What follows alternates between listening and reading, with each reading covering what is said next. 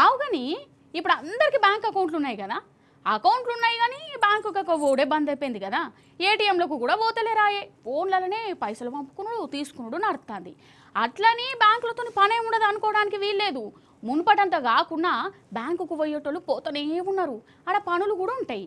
అయితే కూర్లనుల్లా ఒక బ్యాంకుకు పోవాలంటే ఏముండాలనో ఎరికేనా, ఒక బ్యాంకు పాస్బుక్ లేకున్నా నిచ్చెన మాత్రం ఉండాలి. గీదేం కథరో అనుకుంటుర్రా ఏంది? ఆ కథ ఏందో మీరే చూడుర్రి. ఆహా ఇగో గీ అన్న చూడవు నిచ్చెనెక్కుతుండు. అయ్యో నిచ్చెనెక్కి ఇంటి మీదకు ఓడు కూడా సుతారమా? గది కూడా చిత్రమేనా అనేరు ఆయంత. ఆగుర్రి జర సైసూర్రి, ఈయనే బ్యాంకుకు పోయేదందుకు నిచ్చెనతోని ఇట్లా సాహసం చేస్తాడు. అరే ఆవంటే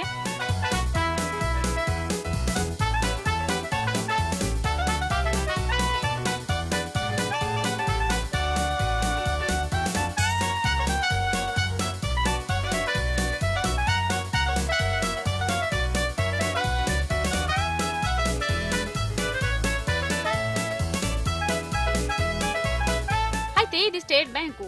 అరే స్టేట్ బ్యాంక్ అనగానే నవ్వకుర్రోళ్ళ. ఒడిశా రాష్ట్రంలో ఉన్నది ఈ స్టేట్ బ్యాంకు. 1వ అంతస్తులు ఉన్నదటనుల్లా. అయితే రోడ్డు ఎడల్పు చేసే కార్యంలా మున్సిపాలిటీ ఆఫీసర్లు ఈ బిల్డింగ్ కున్న మెట్లని తీసేసారు.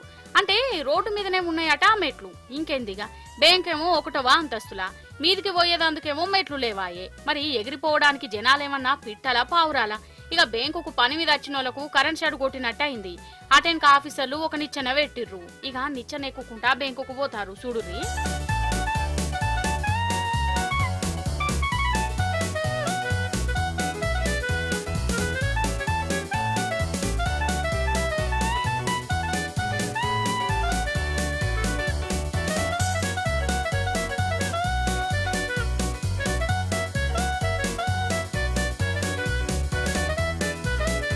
ఓరి దేవుడు చూసిండ్రా, అసలు బ్యాంకుకు పని మీద పోతేనే లైన్లలో నిలబడాల్సి వస్తుంది. ఇక గంటల కమానం ఓపికతోనే నిలబడ్డా లంచ్ టైం అని, సర్వర్ డౌన్ అని గసొంటి కష్టాలు ఉంటాయి.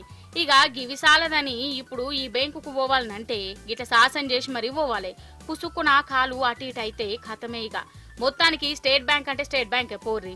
అదేందో చిత్ర విచిత్రాలన్నీ స్టేట్ బ్యాంకులనే అవుతుంటాయి అని కారడ్డమాడుతురు అక్కడి పబ్లిక్.